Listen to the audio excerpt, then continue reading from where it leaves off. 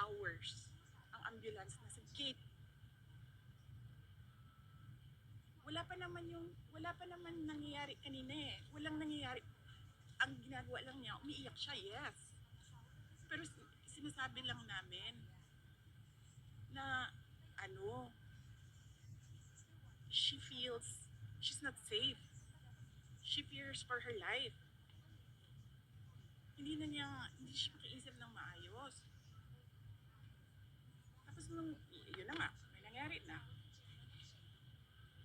Hindi pa sila nakikinig sa tao.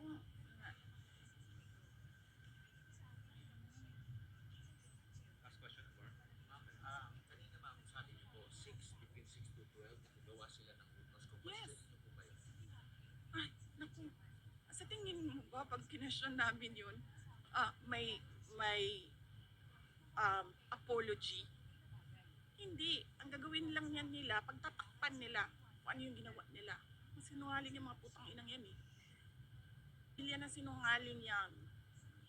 Lahat ng nasa Quadcom, yung lahat nasa good governance, pamilya ng sinungaling ng mga putang inang yan. Ano sinasabi nila lagi pag naka-off na yung mic? Hindi namin gusto yung ginagawa namin. Putang ina, bakit niyo ginagawa? Sorry, uy, pasensya na. Sabi kay Inday, it's nothing personal. Nothing personal, sinira niyo yung pangalan ko. Okay lang yan. Papatayin niyo yung kasama ko sa UVP. Putang ina, hindi na kami mag-cooperate dyan. Hindi kami magpapakulong sa inyo. Humingi kami ng tulong kanina, walang tumulong sa amin. Sabi na yung abogado kanina, bordering on homicide. Attempted homicide. Nagsasabi ako sa mga taong nakatayo doon. Sabi ko, ano ba inaantay natin? Antayin ba natin ito na mamatay bago tayo pumunta sa hospital?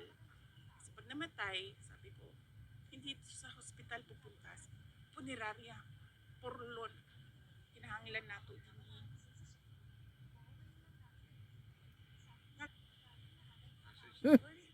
Hopeless. Hopeless. Sabi ko, we are on the road to hell. This country will go nowhere. I'm telling you. Telling you. Walang papupuntahan bayan na ito.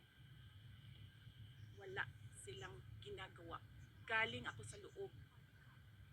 Naging cabinet member ako. Wala silang ginagawa. Sa totoo lang. And personal knowledge ko yan. Kasi I was there. I sat there. I listened.